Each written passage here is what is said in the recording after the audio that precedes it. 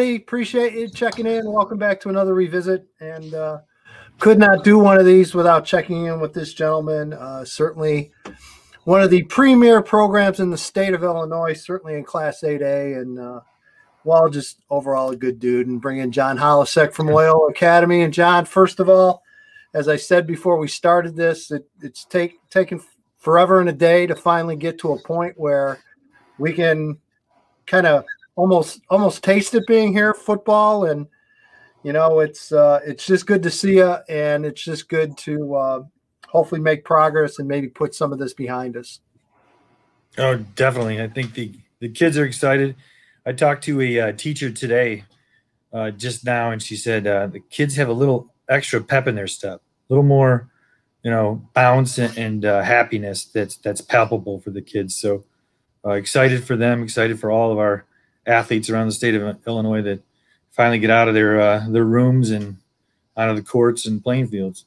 Yeah, I think it's been – I think a real interesting part of the whole story is how your school has handled this whole pandemic, and you guys have spent a ton of time in school, doing more hybrid stuff.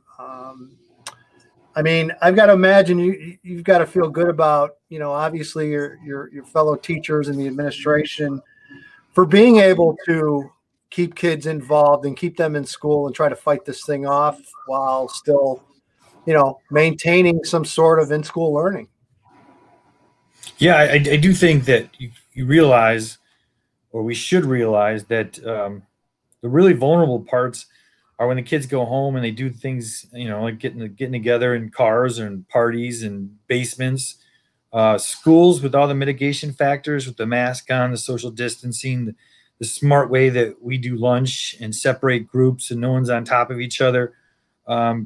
You realize it can be done. Obviously, we're not at full strength, 50% every other day. So, there's a ways to go as far as 100%, but we've gone 50% for quite some time, and it's been, I think, very successful.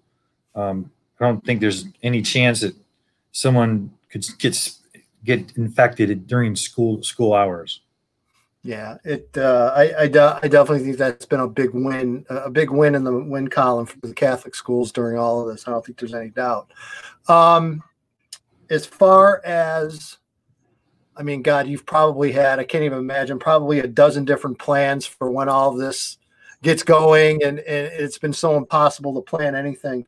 I mean, 2 weeks ago, if I would have asked you for odds that we were going to play in the spring, what, 10, 20% maybe? I actually was really positive, and I wasn't just being fake positive for our players. I always thought, because it's an outdoor sport, I thought we'd be for sure the first ones to go. Now, basketball is going. They're having some hiccups, obviously, with lots of cancellations going on. But just because it's outdoor, I thought there was a good possibility. And I'm just telling the guys, hey, keep working hard. And, the worst case scenario, you're staying in shape, So we tried to give the kids some optimism, and, it worked out for us. Yeah, it was, believe me, I'm sure. It was hard to stay positive after a while. I mean, you were involved very early on in this, and you really stood up for your kids and what you believed in. And I mean, where did that come, John? Is it just your own personal feeling on that? Because let's face it, a lot of coaches were kind of quiet, especially early on. But you were a leader. You got out in front and tried to support your kids as best as possible. Well, when it was unknown, I was with the rest of the country and being safe. But after the 4th or 5th week that all our surrounding states have been playing football and no cases, and the fact that we went through summer and fall in such a safe manner practicing, and there was no spread outdoor, and then just looking at our kids or their faces, like, this is, obviously now we know there's some ramifications of mental health and some other things going on, but which are unfortunate. But you kind of saw that early, that you're stripping kids of their essential being of athletes.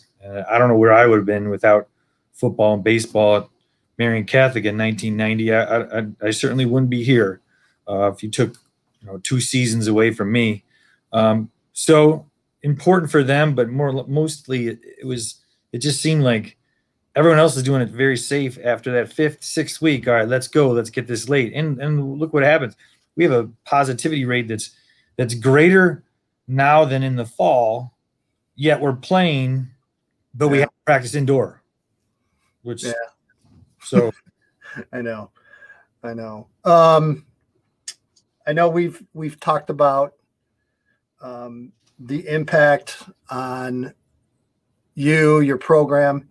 So now that we have dates in mind, we know March 3rd is going to be the first day of practice. March 19th, you could begin games. So where are you at with your program with everything right now? Is it open gym? Is it workout? Kind of what's going on? What do you guys have going on right now? Well, we just kind of rented we just luckily got some indoor time. Saturday nights we'll be practicing a little bit. I'm sure the kids aren't too excited at 7 and 9:30 practices on Saturday night. I don't know how many girlfriends are excited about that, but we rented a place, and excuse you, I got all types of alarms and phones. Oh, you're a busy guy. You're a busy guy. I'm trying that to be home. That might be Brett Bielema calling you, dude. You might want to pick that call up. But I think most people are doing indoor just conditioning workout stuff. Trying to get some walkthroughs going on right now.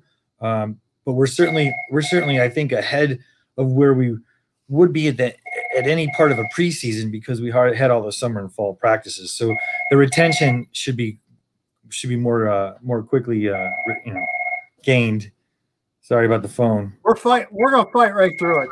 They can keep ringing. We're just gonna keep going. So. There's no answer machine on the coach's office phone. I'm just gonna pick it up and hang it up. No, I gotta give up sooner or later. Yeah, exactly. Well, like I said, that might be the new head coach of Illinois calling. That might be the call you've been waiting for. So I don't want to be responsible for you missing that phone call. I'm pretty sure that ship has sailed. So ignore it. Yeah. All right. Biggest concern going into this, is it just getting your kids back in pads and getting after it again and just kind of getting it back into that mode? What's maybe the biggest concern as you kind of get towards practice and start up?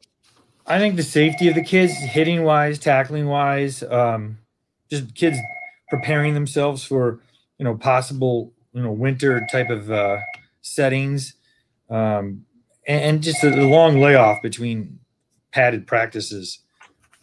2 weeks, 2.5 weeks might be okay for varsity guys that have had a lot of experience, but I'm not sure if it's enough for the freshman and sophomore team. So that's really a concern. That is one persistent person calling that off. Can you pause this so I can answer it? Just go ahead and answer it. It's fine. All right, hold on. Persistent salesperson for post-game recap. If you want to know. There you go. That is, they'll send me an email.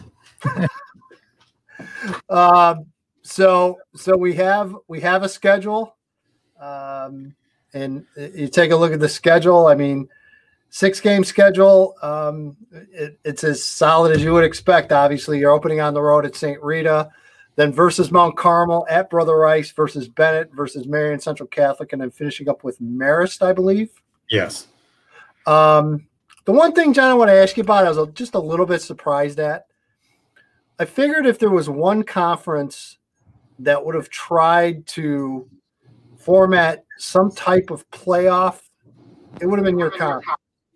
I mean, with the history of the Prep Bowl and everything else involved, and believe me, I know you can't pull off a big game or with crowds or anything, but was there ever talk of some type of, maybe 1 or 2 game playoff format after, 4 regular season games? Well, there was, and frankly, Marion Central stated concern and wrote an email to Darren Ford, wrote an email to all of us coaches saying, with the summer crossover season in week 5 during the summer, that May game, that crossover, I don't think I'm gonna have enough people, so I'm gonna have to probably forfeit. And why are we playing crossovers 4 levels ahead? And so him and I kind of talked and say, well, why don't we propose this North-South League, big schools and small schools enrollment-wise, and then match up week 6 winners to have like a bowl game, more fun, more local. Well, that ran into the ADs, and the ADs just kind of slapped us down. And Yeah. I don't know if it was because the parity committee already decided or the ADs already decided, but certainly other sports consider the coaches' opinions, and in our league, they don't for football. And so I was adamant about at least having a group talk, maybe the emails that were sent out. Let's get everyone's pros and cons, and everyone laid it out. And a couple teams don't want to go into the big schools. I get it. This year, especially Marist, Carmel, Rice, Rita, all those teams are so good this year. I could see people don't. It's fair. But in a non-playoff year, I thought, what a great chance to make something fun. And then, there's one comment, I believe, that said, hey, these coaches, you give them an inch, they'll take a mile. Shouldn't they just be happy they're playing? So I don't know. There's forethinkers there, and there's people that just want to accept, status quo, and I'll just be silent at that. Well, and I know we talked the last time I had you on before. We talked about just how stacked the Blue is going to be this year. I mean, you just mentioned it. I mean, between you and Carmel and Rice and just up and down, just beyond being good. You guys are good every year, but this year in particular, what would have been 2020, seriously, John, it would have been a special year, I think, in the Blue. Where you could have had 5 teams that could win a state title, and could very well how things would shake out, enrollment wise and class wise. You guys could have pulled it off. I mean, you've got 7 starters back on both sides of the ball, experience, and then you've got a ton of talent in the lower levels. My kicker going to Wisconsin. Yeah. So, So I get it. And Rice is loaded. Marist is loaded. I think both of them think, those are special teams, and probably they're one of their best teams ever. Mount Carmel, returning champions. I believe their seniors have never lost. So obviously special year. It's unfortunate. And I was saying, like, we could be 0-4 and be the best, or the 4th best team in the state. Yeah. There's no doubt. Out of that senior group, and again, I mean, I know you're absolutely thrilled for those kids. I think everyone is. That, I don't want to see a Josh Kreutz end his high school career on the sidelines, not playing, not in pads, and your other seniors as well. Kind of what's your approach going into this? Is it, we're playing the seniors full out, or are you going to kind of, obviously they're going to get their time, but are you going to kind of use this as maybe like a super spring where maybe there are some younger kids you guys want to get a little bit of a look at? I mean, kind of what's the approach in your mind going into a season like this? I think the kids want to win, so we're going to definitely try to win. But after that, if it's either way, no playoffs. So let's get some depth. Let's have the seniors have fun. Let's get the seniors some reps. But certainly, I would hope that the juniors and sophomores that are up are playing at some point in the season and showing what they can do. It's really going to have to wait to see, like, if we get another cancellation, then are we going to be able to schedule somebody? Are we just going to play offense, defense versus ourselves one weekend? So I think it's going to have to wait, but I try to motivate these kids throughout the offseason. I said, whoever wins the Blue is going to be at least ranked number 1 in the state. And for that matter, you're a state champion. So, you should at least have some pride in trying to go out and win games. And I'm sure everyone in the Blue is going to try to win their games. Offensive side of the ball. I mean, Vaughn Pemberton's a guy that just kind of like a workhorse for you. And you've got others. I mean, talk about some of those kids on the offensive side of the ball besides Vaughn that people need to watch out for. Well, Aiden Brownlee's a slot receiver that's fantastic, great quicks, really smart kid. He should help out in the. It's my. It's your iPhone alarm. I got it too. Yeah, sorry, that's your alarm for our meeting here. you're on time. But Vaughn's backup is Marco Maldonado. The two quarterbacks that we actually have four really good quarterbacks, but JT Thomas and the sophomore Jake Sterney, really promising, really great head on their shoulders. The offensive line, Josh Kreutz, obviously going to University of Illinois, very talented, but he might not be on the field for injury because he tore his ACL in September. So he's actually 5 weeks or 5 months into it, or 4.5. But I don't think he's going to play. I don't want him to play. I want him to be healthy for college. So that's unfortunate. But the other guys on the line are pretty good. Got a junior now that's going to take up the center spot. Will Livingston at 290. Cooper Tamasea is a big kid, 6'3", 260.